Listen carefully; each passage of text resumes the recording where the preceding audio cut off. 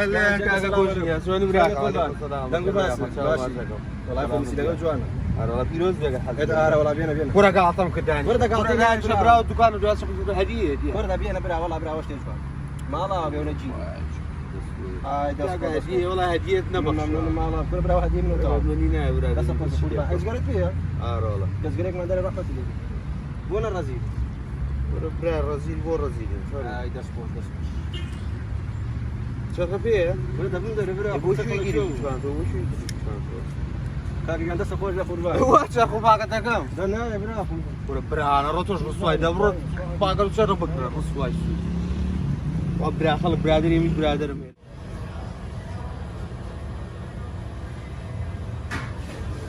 هلا كاكا عردي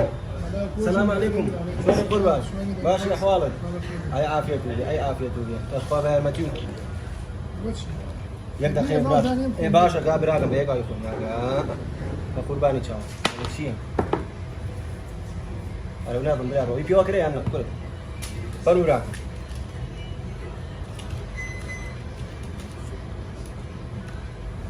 اول شيء قرباني بس انت فرورا لا فدني لا استاصل بس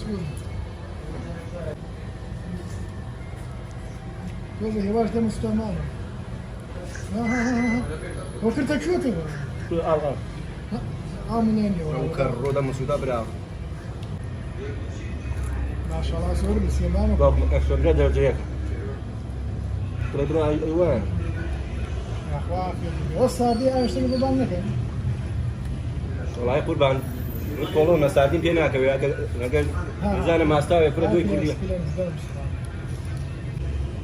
خوش جوبك معاه اشرب بالله ابو جامو ابراهيم انت صفوش بيو وانا يبري بقرباني والله ابراهيم واحد ايش جوان مو شو كان جنب كره بندر ما لا ده متشاو تو هرنا بقرا سبت لي شيء ما لا ابراهيم فاعل شايف فاعل الراجل كذا جامي نبي ما مر وجهي خوف بماله هاي فرصه ثانيه ربنا در ابراهيم كره بينا قربان وريد ماله كاكا رعي بكاكا كره ابراهيم برادري وكيل بيني كاكا ده صفوش بقربان هي هذا شو بلاش امرك يعني ساعات حوت السلام عليكم عليكم السلام كل شيء يعني باخذ ماشي شكون ولا حوتي شيء ما شاش والله كماليات انواع اشكال شتي فيه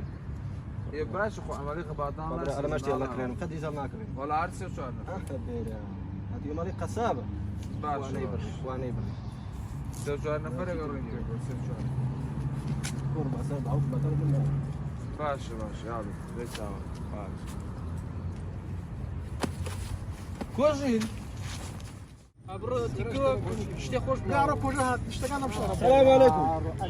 شلون قربان احوالك دقوا باسا هذه قاعد شلوني ماشي بخير انا ما تشيلي انا شارتك عايزني بابا بشوي بابا يمين بشوي واسي قبل هاوت ركبوا خمسة هكذا يا اخوك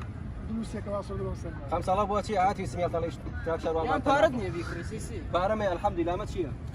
ايوه برا ربصنا هيك قرباني ان شاء الله يا سيدي خلوا كاك متشيل يا فمي سامي خوش كي انا وانا عروش اورا ولا وبين ابو ولا ده جوا كاكا لازم عادتنا يتو سوال كري تو تشي بو خاطر بو لازم عادتنا بينا كاكا بشوار سعادي تبيني قلت لك فير بفير فير كاكا بفير جان يو برادر وبرا من بكسي خدان زان نخير اخ جاري نيدواني خراس برادري بابا جواني رجع قنصر ابي الرجل موبايل ابي الرجل هناك الى خذ واظم عادتنا بينا برايت لا لا يكشت ما نما يا حمي توبر خلق شديد بس شو كتبين اخوي جارك انت 5 لك مد كوا 5 لك كاكا جان يو راسك من داوي لي بن لي اخ داوي لي بردن شي كاكا واظم عادتنا بينا كارا كم هلا بو زور داوي لي بن كم كاكا خوتون لبوني البقول با واظم عادتنا بينا روجا شديك كبير روجا نايني تو روجا اني تو كاكا واظم عادتنا بينا بقربان قصر هذا تشاوم بلاك ما ان شاء الله وعد نمر خارجي وشان مو واسلي كاكا يعني حديث بلا يوم خوش اخوات وبيقولوا اخوات رحمه لك يا شينان الله يا اخويا قردت بشيري تركي ناقي بفيدي